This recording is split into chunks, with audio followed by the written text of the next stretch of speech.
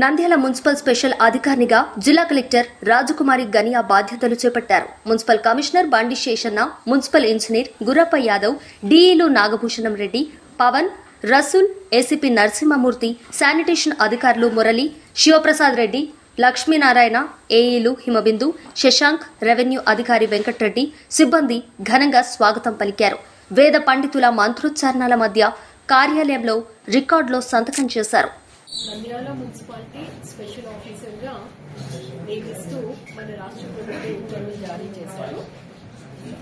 Special ఆఫీసర్గా charge తీసుకోవడం జరిగింది.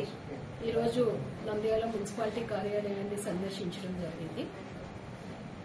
నంద్యాల మున్సిపాలిటీ అనేది జిల్లా కేంద్రం. మరింత అభివృద్ధి చెందడానికి చాలా అవకాశాలు ఉన్న మున్సిపాలిటీ ఇది. రిసోర్సెస్ మనమే డెవలప్ చేసుకోవాలి.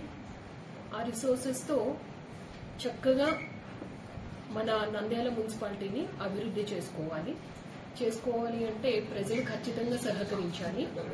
ఎవరైనా మున్సిపాలిటీకి వచ్చారు అంటే మున్సిపాలిటీ చాలా ఆహ్లాదకరంగా కనపడాలి అంటే మనం ఎక్కువగా శానిటేషన్ పైన దృష్టి పెట్టాల్సిన అవసరం ఉంది.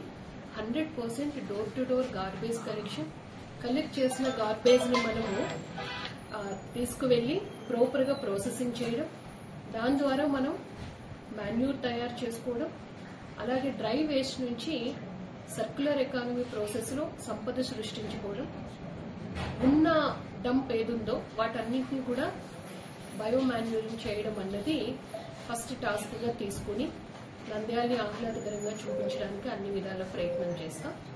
అలాగే రెండవది వచ్చినప్పటికీ 6 విలేజెస్ కూడా మనకి అవుట్స్కర్ట్స్లో నంద్యాలకి మర్జ్ అయినాయి.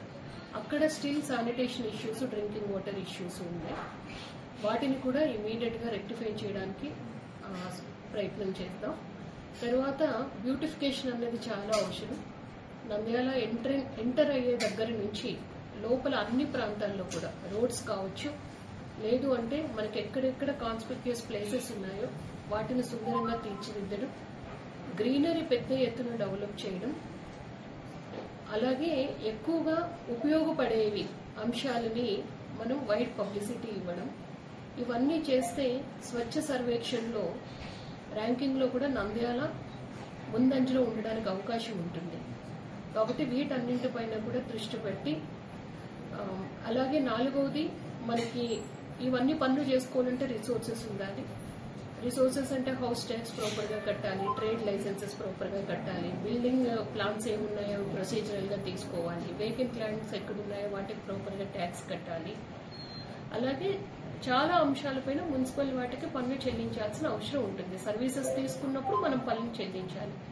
అక్కడ ఎక్కడెక్కడ గ్యాప్స్ ఉన్నాయి, ఇష్యూస్ ఏంటున్నాయి అన్నది కూడా డీటెయిల్డ్గా రివ్యూ చేసి ఆదాయం పెంపులకు కూడా మార్గాలు చూడడం జరుగుతుంది. దాని ద్వారా మనకి ఎప్పుడు ఆదాయం పెరుగుతుందో అభివృద్ధి కార్యక్రమాలు కూడా అవకాశం ఉంటుంది.